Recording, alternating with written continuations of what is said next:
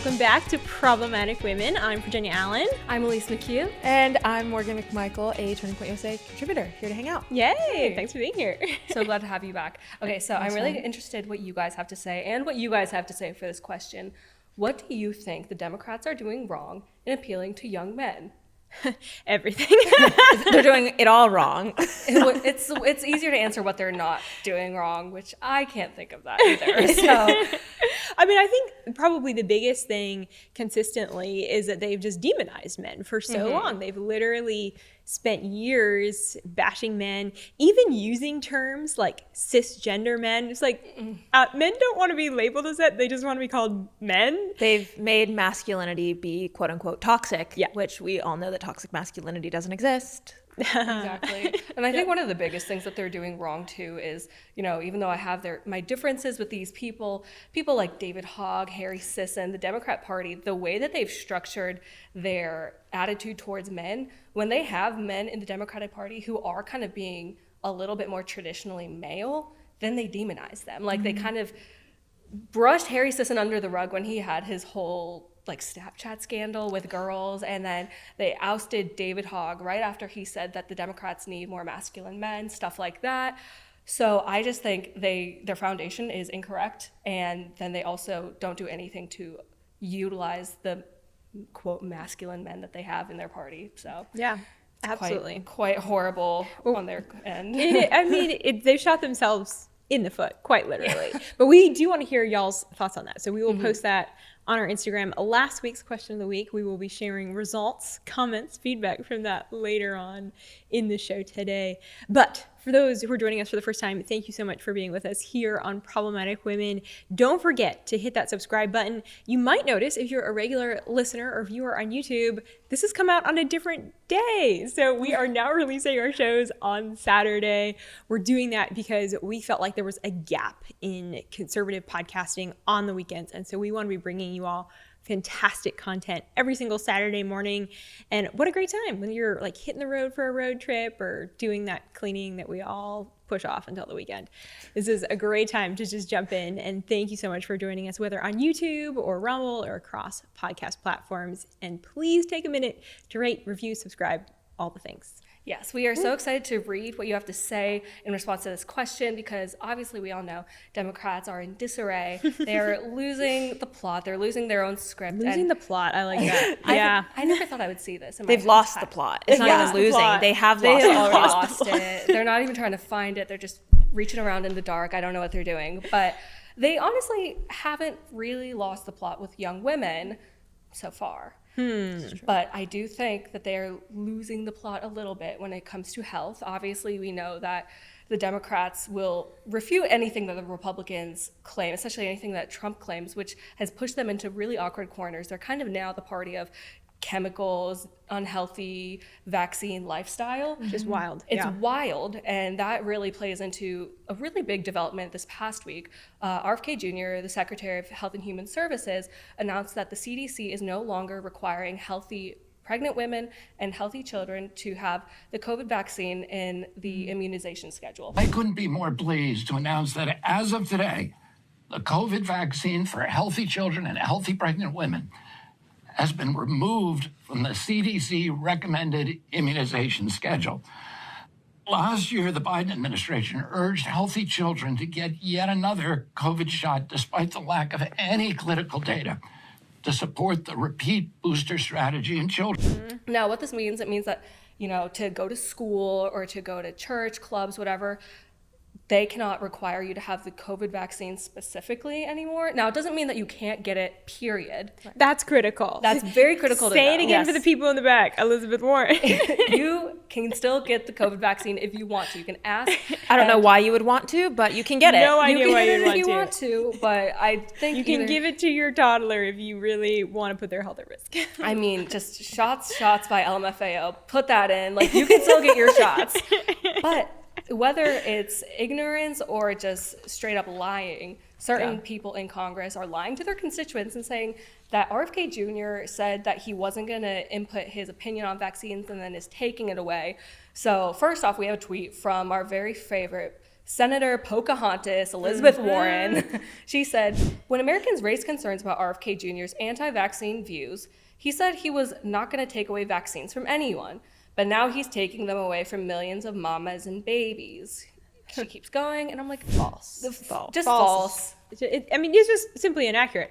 The thing that RFK is doing is he's bringing choice. He's bringing the option. He's saying, hey, if you're a healthy mother, pregnant mother, you shouldn't be required by your job, by anything, to have to get a vaccine that we still have a ton of unanswered questions on. And if anything, we know has proven negative health effects in some situations, and especially for little kids who are perfectly healthy.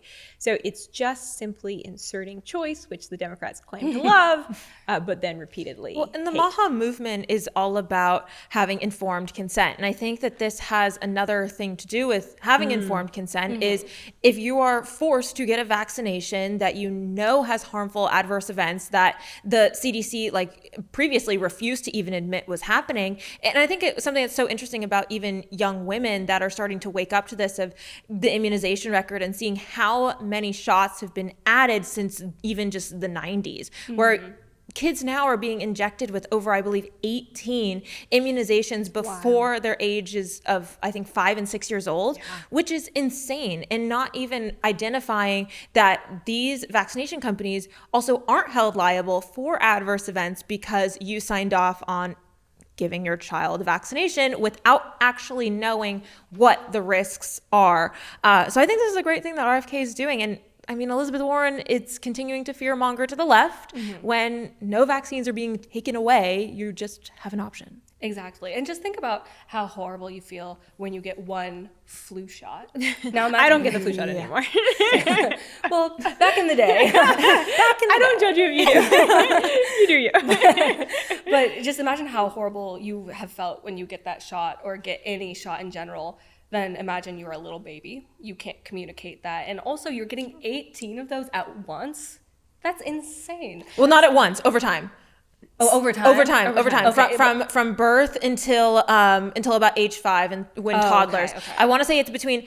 I can't remember the exact amount, but I know it's around 18, maybe even more, depending on what vaccine schedule you go with. But I mean, there's just been an increase of these vaccinations with no real checks on what is being given to every child in America just because the government says so, basically. Exactly. And we have another tweet from Senator Chuck Schumer. He said, RFK would hate if you reminded him that he told Congress this 2 weeks ago. Quote, my opinions about vaccines are irrelevant, and I don't think people should be taking medical advice from me.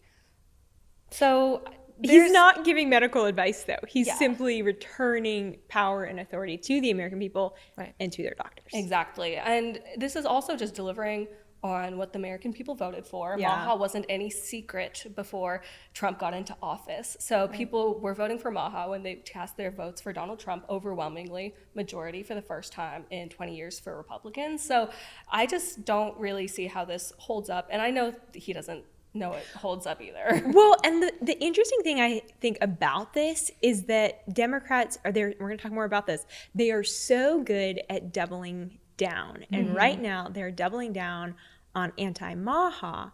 But who are the biggest supporters of MAHA? We mentioned it, young women, moms, suburban moms. Well, I think they're putting themselves really at risk by doubling down and saying we're going to oppose an agenda that are the foundation of our base, that we have a stronghold on, actually supports. They are playing with fire. They are for sure playing with fire. And isn't it interesting that those young suburban moms used to be the super granola anti-vax Democrats about 10 to 20 years ago? They were the ones that saying, I'm not going to vaccinate my kid. I am not going to have ultra processed foods. I am going to reject food dyes. And all of a sudden, these women that used to be ultra Democrats, some have flipped the coin to where now they're like, I must vaccinate my child at all costs. But I think that the Democrat Party is making a huge mistake by alienating a large part of their voter base that does consistently vote for the left. I mean, that is one thing that I think conservatives do need help in, is helping with the young women. That's why we're here. Hopefully we're helping with that. But I just think it's so interesting that, while the Democrats are losing, I think incrementally, the women, they're definitely losing young men. Yeah. Oh, yeah. Hardcore. I mean, now they're spending $20 million in a new project to try and figure out how they can actually talk to this voter base, which I think is honestly laughable. It's called the SAM, to Take Back Young Men, Speaking with American Men, a Strategic Plan. I don't really think you need a strategic plan to take back young men in the country. Maybe just look in the mirror and see what these young men are attracted to, and it's not the David Hoggs of the world or Harry Sisson. When you prop up the traditional soy boy string beans, I don't think strong American masculine men are going to look up to them. Will this be a $20 million project that is worth it for the left? I don't think so. I keep spending that money. Keep spending it. Well, here's the thing.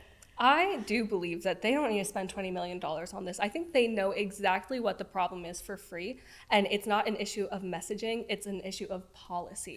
And they are trying to just go against the grain, against what's natural, which is masculinity, inherent femininity, the differences in how they complement each other. If you ignore that, you're always gonna have problems. And we are seeing the mess that they've made right now. And they don't need to spend $20 million to figure that out, but they do not wanna figure out the solution and face the solution, because it would mean admitting that they've been wrong for the past 20 years on men and women. Well, I really appreciated the New York Times piece on this. They did a deep dive, talked about this $20 million campaign, and they point out, which I do think is accurate, that every political party faces what I think they use the word like a valley. And it's true. The Republicans not too long ago, I've talked about it before in the show, have found themselves with sort of this identity crisis. And the Democrats, they find themselves there, but it's interesting, I think, how long it took them to recognize we have a major problem with our male voting base. And the fact that in this past election, groups that they had such a strong hold on, specifically I'm thinking about minority male groups, Black men, Hispanic men, drastic flip. And yet they seem to be having a lot of trouble uniting and messaging around, like, okay, we're all going to start, kind of doing X or Y. And that's fascinating to me, because usually Democrats are pretty united, Right. But they're not right now. You have the AOCs doubling down on her messaging. And then you have some more like moderate Democrats that just seem to be keeping their mouths shut and not really saying a lot as they wait for cues from the party. But the party seems to be leaning into the AOCs and the Bernie Sanders. It's a wild time. Also, I was just going to say, do you guys remember back when Kamala was running for president and she had that one ad and it was all these men who are like in the gym, beefy, burly men. They're like, we love to grill and we love to do this. And there's that one guy who was sitting like this. On the truck and he with was his like, legs crossed. I'm not afraid to vote for a woman. And I'm like, oh, I can tell. That's it's the problem. too cheesy. And that's the problem that the Democrats have, is they're out of touch with the voter base of just men in general. I don't know a single, honestly, manly husband who would watch that ad and be like, yeah, and I'm a man too, I'm going to vote for a woman. And I think that's a big point of like, who are the Democrat talking heads right now that appeal to young men? What, Hassan Piker? Like, he's not doing a great job, I think, appealing to men. Same with Harry Sisson. But then on the right, you have these huge podcasters. You have like Charlie Kirk, you have Michael Knowles, I know is a big one. Like just all of these huge male talking heads that are actually appealing to young men, and they're telling the truth, and they're actually getting young men out there to vote, because I think more than ever, men are tired of being lied to, and the Democrats continue to kind of push them around, push the feminist stuff, masculinity is toxic, but then when they actually find a strong man who's out there telling the truth, think about it. It's kind of just Gavin Newsom, which Gavin Newsom, I think, is just pandering to the base. 1,000%. It's so uncanny and freaky how he's all of a sudden trying to become this podcaster, like right-wing S dude. He's like, oh, my son is right-wing and all this stuff. And I'm like, this is uncanny. I don't trust anything that man does. It's gonna, Republicans need to look out for him. Also, I think the whole Democrat Party right now is facing cheesiness, is that they don't actually know how to be authentic. And that's a big problem, because that's what Gen Z is the generation of, is everybody, men and women, both want authenticity and the truth. And so maybe $20 million will help them be more authentic. I don't know. I've seen also a female Democrat influencer, Olivia Juliana, who now apparently is advising the Democrat Party on how to take back young men. 20 million well spent. I will say, Democrats keep on going. Well, I think it is that level of relatability, of authenticity that Trump brought, that Elon Musk brought, that really did sway so many of those voters in the 2024 election. And it's crazy because you think of Trump and Elon Musk, like one of the richest people in the world, two of the richest people in the world, a real estate mogul, guy who's been on TV. He's never not been rich. Like, who is it? Fun fact, Bob Dylan's muse wrote a song about Donald Trump's grandpa for being like this big, mean real estate guy. Fun fact of the day. Yeah, fun fact of the day. So, no, maybe not muse. Anyway, technicalities. Basically, Trump and Elon Musk are these very untouchable figures usually. So the fact that they are seen as relatable, it's crazy because it's just like they are authentic. Yeah. They're not trying to hide who they are. Trump cut grass and built a tree while wearing a suit still. Like, that's real. And I think that's what they're not the party of elitism. And when you think of the left, I think of the party of elitism. AOC, while she might be from Brooklyn, like that does, or the Bronx, that doesn't mean she's relatable as a person just because she came from nothing. How are you actually talking to your voter base and going to them? But having a rally in New York isn't actually being with your voter base. Being in the inner city of Chicago isn't either. But it's like, what are you actually doing to benefit those communities? And that's what the left is become, the class of elitism, and the right has continued to actually help lower class Americans and minorities. Well, I think it's recognizing the issues that the American people actually care about. And we saw this just this week. We're seeing it every week in the Trump administration. But one of, I think, the really interesting factors that's playing out right now is the Trump administration's targeting and focus on China. And China's a really interesting topic. I was talking about this with my sister the other day, that it actually is somewhat of a unifier between Republicans and Democrats because there's a recognition that China is a threat. Now, there's varying views on how you handle that threat and the policies that you put in place to address the threat. But everyone across the country is like, oh, China's real shady, and we need to be making sure as Americans that we are guarding ourselves against that influence. And one of the core influences that China has had on the US is through universities. At Stanford University, they recently put out this brilliant, it was their student newspaper, they put out this really, really brilliant in-depth article. They launched an investigation into the Chinese students on their campus. They were very clear, like, we're not doing this in a way that is at all motivated by any sort of anti-China bias, or like we're just after the truth. And they found that so many of the Chinese students on their campus are required to report back to the CCP, some more than others, and some students sort of try and resist that a little bit. But obviously, if you're a student coming to the United States from China and you have your government like calling you and asking you questions, and you're a young person, what are you going to do? Of course, for your own safety, for the safety of your family, you're gonna answer those questions. And so now what the Trump administration is doing, what Secretary of State Marco Rubio has announced, is that they are pulling those visas for Chinese students. And while I think some people would say, oh, that's harsh, that's so mean, it's like, this is actually common sense. That if we're allowing young people to come onto our campuses, that whether they want to or not, they're actually required to be, fact-finding for a communist party.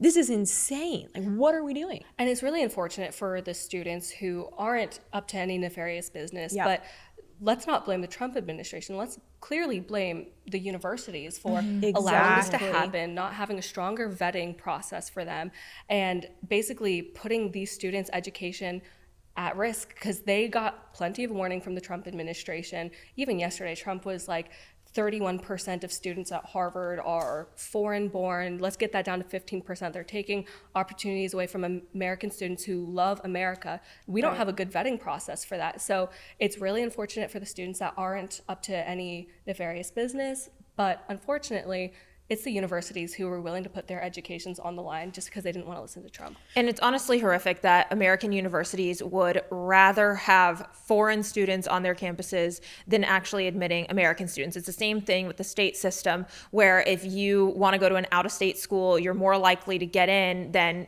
applying in-state because of tuition costs. And this is where I think we have a huge problem with the college education system and honestly the elite class of students who just want a better education are not afforded that opportunity because of DEI practices, which thank goodness now are gone, and then also the international students, because they are prioritized similarly to H-1B visas in the workforce, of that students will come into America and take the spots of American children, and then now we have them essentially spying on these American universities and reporting back to the Communist Party. It is absolutely insane that this is even allowed to happen on American soil. A, why did the government ever allow this to happen in the first place? And two, why aren't the universities being held more accountable for their actions? I'm really fascinated to see how this plays out in the court of public opinion, because I think there's going to be pushback, certainly initially, but I think maybe as more American students get to take those opportunities on college campuses, people will recognize, oh, maybe this is a good thing. And I think there's an element too of playing the long game, because I think the citizens of China will become frustrated with their government. Okay, these doors are now closed to our young people because of the pressure you put on them to be reporting back to you. Those are little cracks in a wall that can eventually lead to change in leadership in party for all of China. That's a long game. That's a very, very long game to play. But those are important chess moves that are, and it's strategic when you're dealing with international affairs and policy. So I'm really fascinated to see how this plays out in the coming days and weeks. And of course, there's going to be lawsuits, because there's always lawsuits. Oh, the courts. Well, it was really wild to see this week. Speaking of another big event that just recently happened, it was over last weekend.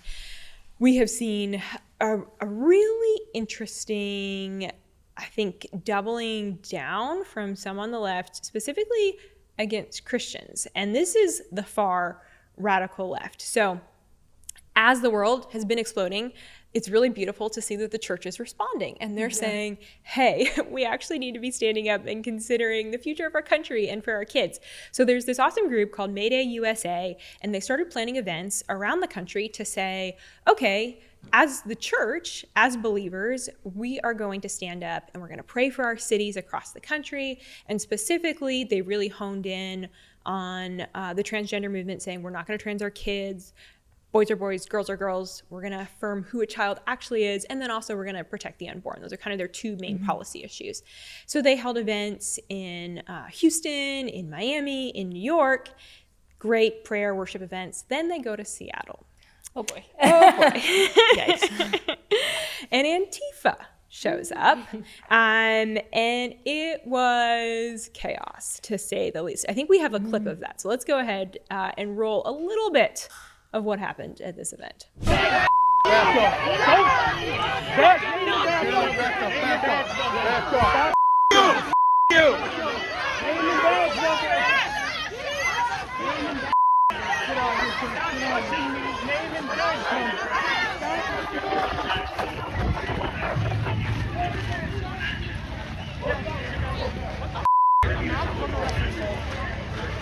So in response to that event, the Seattle mayor, you would have thought, right, he'd come out and be like, apologize to this group, that you had moms who were standing there with babies getting yelled at by Antifa members. It was this peaceful event on the streets of Seattle. No. The mayor of Seattle, Bruce Harrell, came out and said, Seattle is proud of our reputation as a welcoming, inclusive city for LGBTQ plus communities, and we stand with our trans neighbors when they face bigotry and injustice. Today's far right rally, was held here for this very reason, to provoke a reaction by promoting beliefs that are inherently opposed to our city's values in the heart of Seattle's most prominent LGBTQ plus neighborhood. Okay, so I mean, it's like, all right, so now it's far right to think you should be a Christian? to be a Christian and think you shouldn't trans children. Like, okay, then I guess I'm far right. Then call me a far right extremist. If Yeah. that's what a far right extremist person is you don't want to trans kids? Great. Isn't it crazy though that they can't even just show up to a city in America to worship and have an open event to the public? That Antifa is so intolerant to other ideas that they have to show up, they have to riot and stand in the streets and get to the point and push the limits so far that police officers are showing up in riot gear because they physically can't restrain themselves from assaulting other American people that are using their freedom of religion and their free speech. Exactly. And also the bit about him saying that these people just praying, not even, banging on people's doors, spitting on them, just praying is infringing on their right and Seattle's reputation as a trans inclusive Their city. core values. Their core values. And I'm like, you know what the core values of this whole nation is? Yep. Judeo-Christian values. So you're kind of impeding on that, but we're not going to talk about that, are we? And I saw this really First Amendment? No, anyone? seriously. And I saw this really interesting clip from Jordan Peterson a few days ago, which we'll circle back to him later. But someone was interviewing him and asked, why does your right to say what you believe is true impede on the rights of people who are offended by it and trans people not to get offended? And then he was like, okay, interesting question, but why does your right not to get offended trump my freedom of speech? And it's just basically like, are we going to get offended, or are we going to be able to say what we want to say because that's protected speech under the First Amendment?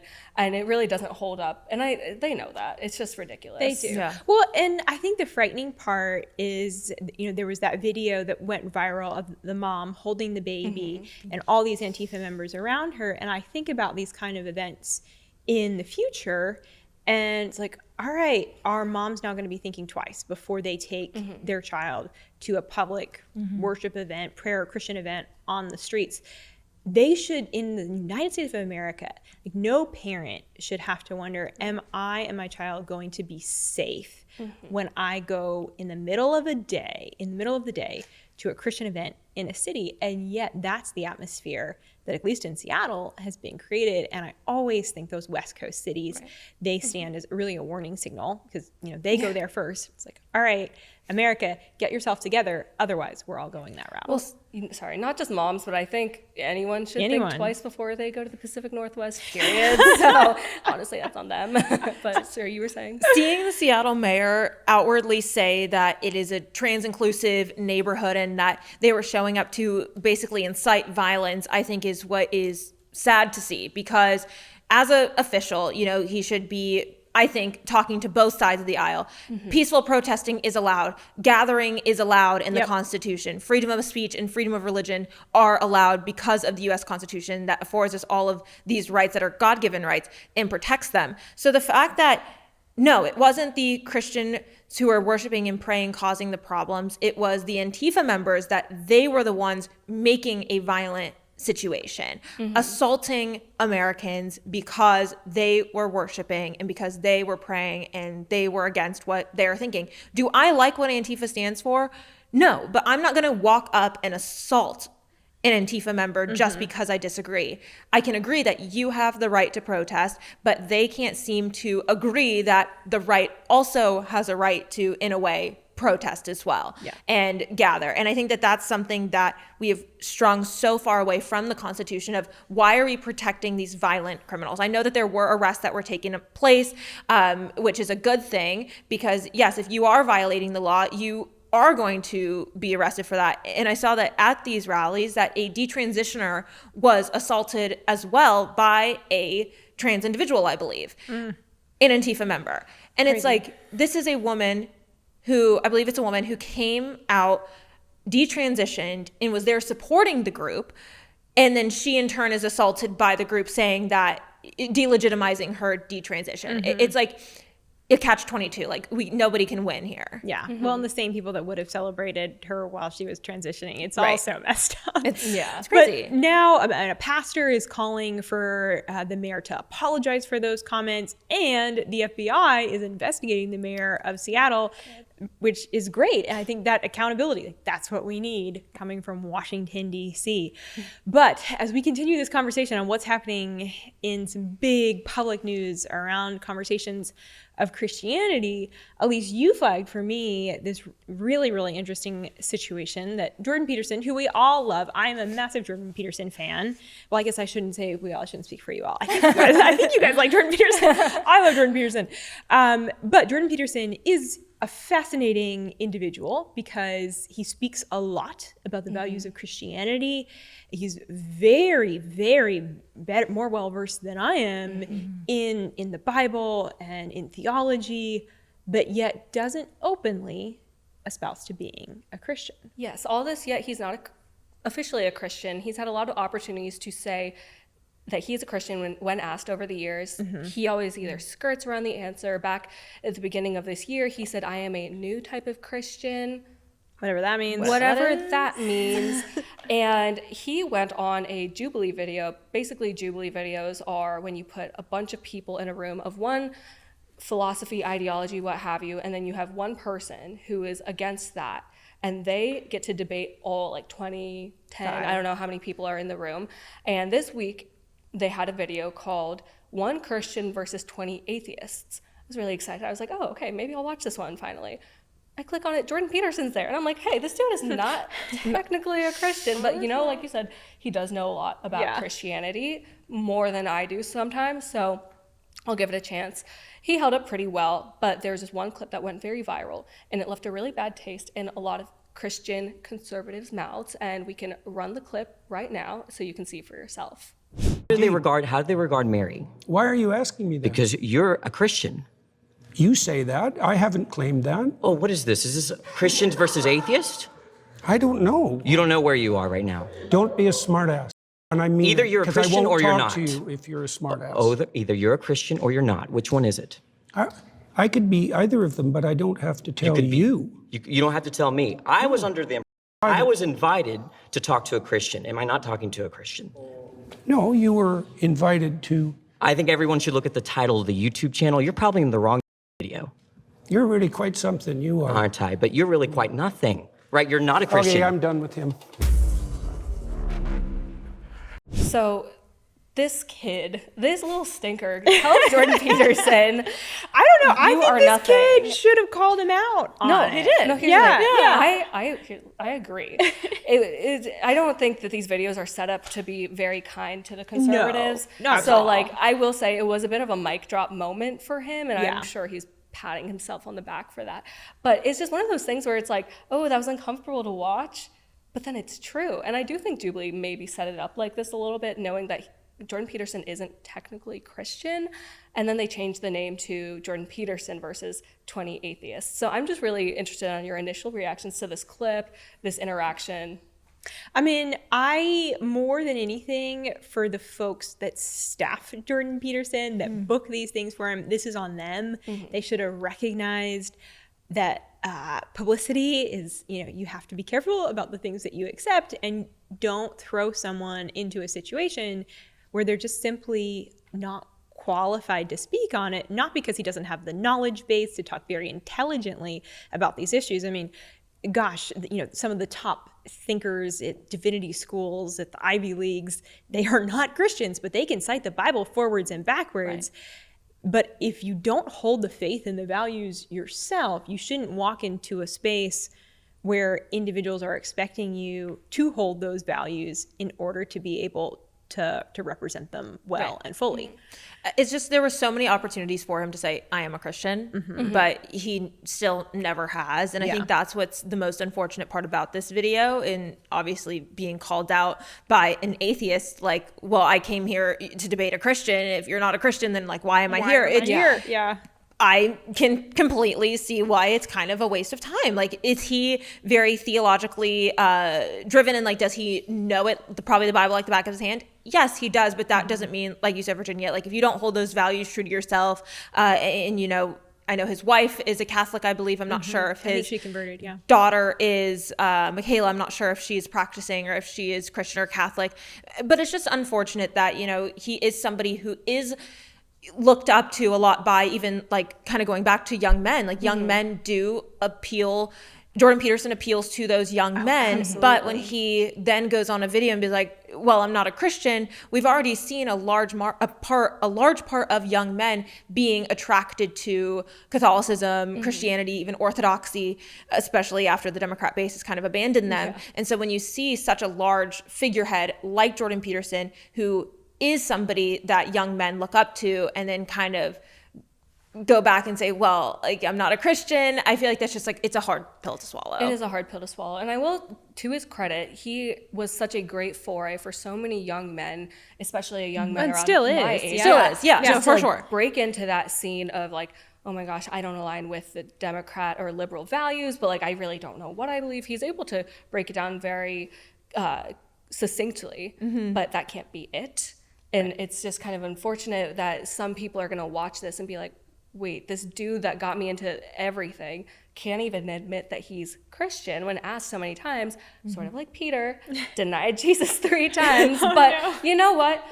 Peter was the first pope, so maybe he'll come around too. I don't know. Well, and it is something that I'm like, Jordan Peterson should not say he's a Christian if he's not. Like, and so I respect that for him being honest, but I hold to the fact that he should not have been in this debate Shouldn't space. have been on this video. So who should have been? Who should have been in that seat instead of Jordan Peterson? So I know Charlie Kirk's already done a video with Jubilee. It was Charlie Kirk versus, I think, like 20 college students. But I do think Charlie would have been someone who can defend the Bible from a Christian perspective. Absolutely. I am a big fan of all the Catholic podcasts. That world is so amazing to me. And I think Father Mike Schmitz would have been a great person to put in the fires, just because, especially when you have Catholic priest podcasters, they have such a open, warm, and welcome approach to this kind of stuff. Or the name is lost on me for right now, but Catholic Answers Live has this great host. I listened to it growing up, and people just get to call in asking questions. Sometimes they're not very charitable, but the hosts just know how to approach it in such a charitable, loving way. And I'm like, you know what? Put him in the fire. Put him in the Jubilee video. There you go. Priest versus 20 atheists. Seriously. Next video. There we go. We got it for you guys.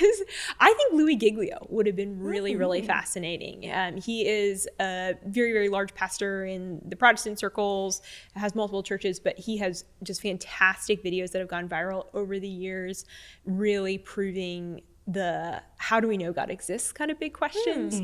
And he's very, very intriguing, but also articulates himself in a very loving way. So I feel like would have been a good situation. But alas.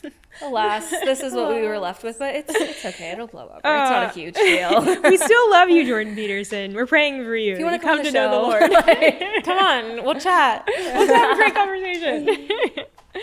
All right. Well, so pop culture. You have to touch Pop on culture. everything that's There's always going on. something going on. It's such a great time to be in pop culture. It is a great flagged time. Something really interesting I did. about Demi Lovato. Is Demi Lovato going by she again? So this is something that's really interesting. So fun fact, Demi Lovato was the first concert I ever went to when I was 13 years old. I was a Lovatic, but I then fell off because she decided to be all day them. But I tweeted this, or I posted on X the other day.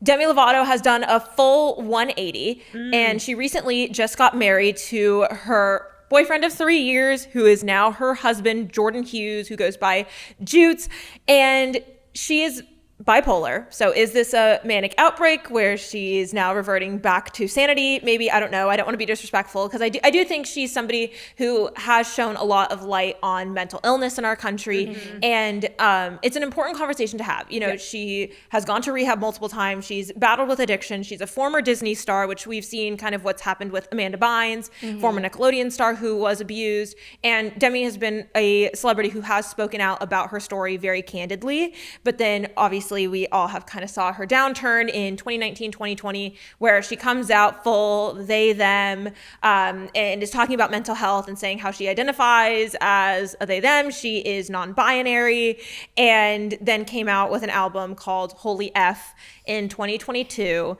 which was completely sacrilegious. I mean, it was just an anti-Christian album from start to finish. And at the rise of Roe v. Wade, she also came out with a song called Swine, which is a very pro-abortion, saying my body, my choice in the song. And it is disheartening to see that was kind of, I think, one of her lowest points as a celebrity. Now, flash forward just a couple years later, she looks gorgeous. Her hair is long again. She still has her tattoos, but she visibly and is presenting herself as this almost just divine feminine woman getting married. And it's like, okay, is this something that over the last 3 years she was going through a mental health crisis and now she's married and happy and looks better than ever? And I think that's something that a lot of people have commented on. Is there a new album coming? And somebody quote tweeted my tweet and was saying, well, it's because she's conforming to what's popular right now and she knows that this will get a rise out of people and it's to promote her new album that's rumored to be coming out within the next year. Is that true? I don't know. But I honestly am really praying and hoping that this is a long-lasting change and it's an actual change in her life. And because I do think that it will benefit her life better than conforming to being a non-binary they, them with short hair. I don't know. What do you guys think? Absolutely. Well, not just Demi Lovato, but a lot of celebrities, you can see a lot of their thought processes just based on their whole public life being under the microscope and being out in front of everybody. You've seen Demi Lovato revert back to, like you said, the divine feminine archetype. You have seen JoJo Siwa say she is straight now. And in the opposite direction, Lorde is now saying that she's like, she does all these drugs to like write her music and she is exploring and expanding her gender, whatever that means. Love you, Lorde. It's weird. And it's just like you can see the patterns where people are either put into situations that make them a little bit more mentally vulnerable, a little bit more unwell. They're doing all these drugs. That's when all of like this gender and sexuality confusion for them is rooted in, because they're like, they sing about it too. It's like, these are the things that confused me. They talk about it in interviews. This is where I feel solace. But then once they remove themselves from those situations, get a little bit older, they start to revert back to system factory settings, and it's really interesting to see happen. So I do think age has a big role to play in it, because celebrities are so often quite young, are put in the limelight. That obviously affects people's mental health. Shout out to Justin Bieber. I think he's done just great things for the industry and kind of exposing as a child star, hey, there's actually psychological effects, like your brain, like there's literally effects that are scientific that, that type of attention just impacts you. It's more than just like you get a big head about yourself. Like, it's actually affecting chemicals in your brain. So I think that is a part of it, that when these young people are put in the limelight, like, they do kind of go a little crazy. And so it's encouraging to see someone like Demi Lovato kind of get a new lease on life. Yeah. And just in the case of Demi Lovato specifically, I watched her big breakout Hulu documentary a couple years ago, and she also discussed a lot about how just being high all the time on set of Camp Rock and Sunny with a Chance, like, of all things, looking back, a child show. You can kind of tell a little bit. She was going through a lot between, her family, between all this pressure, her rising fame at such a young age, people making fun of the way that she looks, because I remember people always compared her to Selena. Miley always said that she was the uglier one of the three, which is so unfortunate, because it's like she's a kid. And then also on top of all of that, her really toxic, abusive relationship with Wilmer Valderrama, who was, I want to say 29 when they met, and she was like 15 or 16. It was like not good. And people are like, but we should accept her, like, they, them sexuality, and it's totally normal. And I'm like, she has had a traumatic childhood. Like, are we not going to connect these dots? Where are the adults in the room? Seriously. Well, they're taking her money, that's what. Yeah. I think that's a big problem with child stars, is they're now coming out. Think of like Disney Channel, think of Nickelodeon. All the celebrities that we probably all grew up watching are now coming out with stories, like Justin Bieber. We saw Miley Cyrus come out and she just released new music. Demi Lovato, one of them, obviously Amanda Bynes. But there's so many stories of the traumatic events of their childhood kind of hitting that wokeness mental health crisis point a couple of years ago. And I feel like now we're starting to come over the turn of realizing, maybe all the drugs that I was doing, maybe alcohol, maybe conforming to what the left kind of wants and is feeding into this narrative of wokeness isn't actually going to have the long-term benefits that, more the factory reset, conservative values do. And at the end of the day, like, men and women are different, and that's okay. femininity is a good thing, masculinity is a good thing, and I feel like a lot of these celebrities try and escape themselves, and when they do that, they end up in digging themselves in a deeper hole. But I don't know. I'm happy for Demi. I really hope that this is her flipping a coin and actually getting a new lease on life and not reverting back to the crazy Hollywood that we always see from celebrities. You know, this conversation reminds me of a conversation I had with one of my friends recently, and I discussed how I think that we're never going to see a child pop star like Hannah Montana, Selena Gomez, Demi Lovato again because of just the internet, how much exposure we have. But I think that's a really good thing. It's a good thing. I think that is a sacrifice the world is willing to make because it really wrecks these kids. It really does. Well, we have been teasing, and now is the time to get responses from last week's question of the week, where we talked about another great star, Taylor Swift. Someone who managed, I think, to maintain somewhat normalcy, even though being a childhood star, which I do think is credit to her parents. Good on Taylor Swift's parents. Shout out Scott But Swift. so last week, we asked you all, because Trump asked, is Taylor Swift still hot? So I'm going to read a few of our responses. Thank you all. We got many responses, some very funny. So Go Bias Maximus wrote still with 3 question marks. A little salty, but okay, we see you. Mr. Brown 18 wrote maybe still. I'm not sure yet. We had I feel like it was pretty even on like yeses and nos. Elise, you said yes. JMac520 wrote yes with 3 crying laughing emojis. I don't think there could be a world where she's not, LOL. Dr. Funk 101 said never was. Ouch. A few more yes nos. And JW64 said yes, better than today's crass ones. Not quite sure what you're going for there. But anyway, so this week, though, our question of the week, Elise, remind me what our question of the week is. This week, again, we want to know and let us know our YouTube comments, in our Instagram stories, whatever. What do you think the Democrats are doing wrong in appealing to young men or just young people in general? Yeah, so quite a lot of options there. We want a lot of responses. Send a paragraph. Yeah, I know. We want your feedback. What do you want? Oh, well, thank you all so much. Again, don't forget to hit that like and subscribe button so you never miss out on brand new shows that are now releasing every single Saturday morning from Problematic Women. Subscribe to the Daily Signals YouTube channel to watch us there, or you can subscribe to Problematic Women on podcast platforms wherever you listen. Have a great rest of your week. Have a great weekend.